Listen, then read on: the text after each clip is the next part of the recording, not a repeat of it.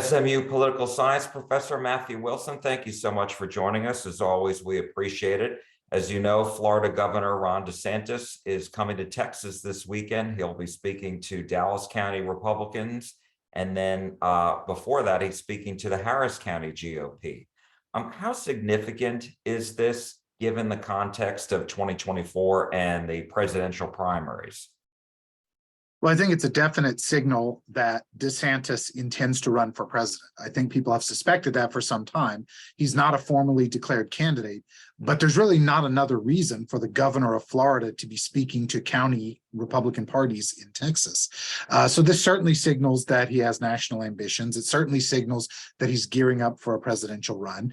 It also is significant that he's coming to Texas because Texas is really the center of national Republican politics. There is no richer trove of funding sources, of delegates, of votes for someone running for president on the Republican side than Texas. And of course, Harris County and Dallas County are the two most significant population centers here. So it makes a lot of sense if he wants to run for president that he's trying to gather and garner support here. And I think that's what this reflects. And what do you make of the polls? Because when you look at them, the top two are, former President Donald Trump and Governor DeSantis, and then everybody else is way back in the single digits.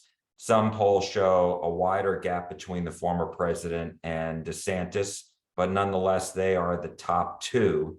And the fact that, Governor DeSantis has written a book and former President Trump is attacking Governor DeSantis quite a bit. What do you make of all this? Well, DeSantis is clearly the main challenger to former President Trump. He polls far ahead of any other non-Trump Republican. And the polls are kind of all over the place on the Trump versus DeSantis contest. Some polls have shown Trump in the lead by a substantial amount. Others have shown a very close race. Some polls in key states like New Hampshire, like California, like Florida, have actually shown DeSantis leading Trump. So we get a very mixed picture of which of them has the advantage based on the polling. At this stage, though, it's very early to be putting too much stock in the polls. The critical thing at this juncture is building support on the ground among activists, among donors, among those who are really influencers within the Republican Party. And I think that's really what DeSantis is focused on. Trump already has those networks. Trump is a household name for all Americans.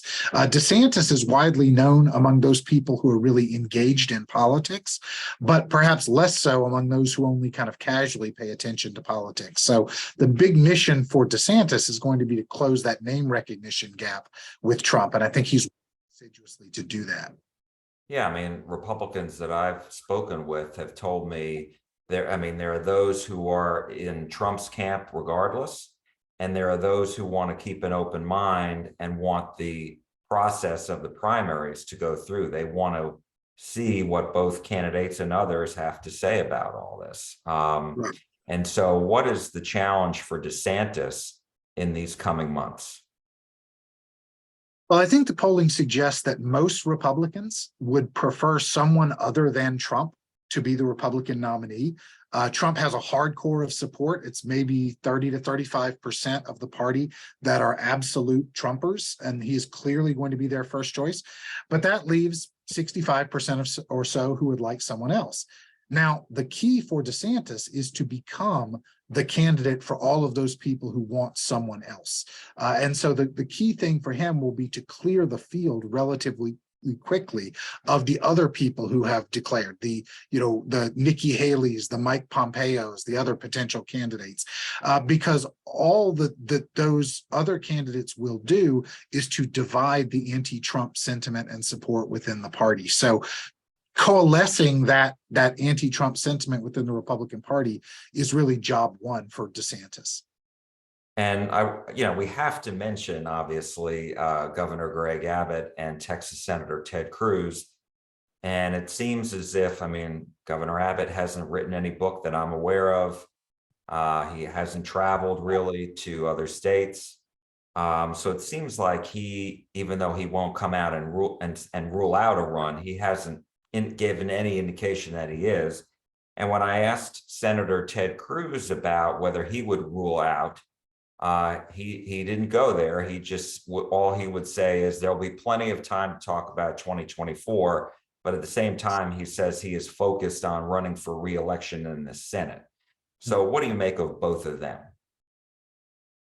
Well, neither Cruz nor Abbott right now looks like they are actively preparing for a presidential run. They're not going to definitively rule it out. They're leaving the door open, but they're not doing the sort of aggressive things that someone like Nikki Haley or someone like Ron DeSantis is doing, because those are the things that would signal that this person is definitely going to throw their hat in the ring. I suspect that in the end, Cruz will run for re-election to the Senate. I suspect in the end that Greg Abbott will remain the governor of Texas. I don't see them as likely contenders for the 2024 nomination. I think Ted Cruz feels like he's been there, done that in terms of battling Trump in a primary campaign. I don't think he relishes the prospect of doing that again. And those who would like to see someone other than Trump as the Republican nominee really have to be concerned if everybody and his brother throws their hat in the ring, because that simply makes Trump's path to renomination easier. And my last question to you is, it looks like all indications that President Biden is going to run for re-election. I've heard that from people within the Democratic Party and the higher ups. But I'm wondering, because I've also seen polls that say people don't want to see a rematch of 2020, in which, now President Biden will go up against former President Trump. And yet, when you look at the polls from the different parties, the Democrats favor Biden and the Republicans favor Trump. So how do you square all the polling? Some of it saying they don't want a rematch, and some of it showing on a party basis they do like that idea.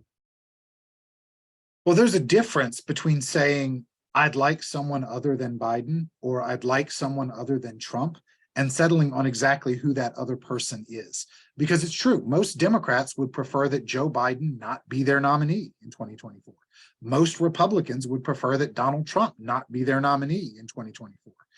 But those who don't want Trump or Biden are not all of the same mind about who that alternative is. And that's the advantage that both Trump and Biden have, that there is not a coalescing behind an alternative within the party. And so that's the process that we'll have to see play out. Do those who would prefer other nominees actually coalesce behind a specific individual who would be the alternative to Biden on the Democratic side or the alternative to Trump on the Republican side? And 2024 will largely be about that. Always appreciate the insight, SMU political science professor Matthew Wilson. Thank you so much. We appreciate it. All right, no problem. Thanks, Jack.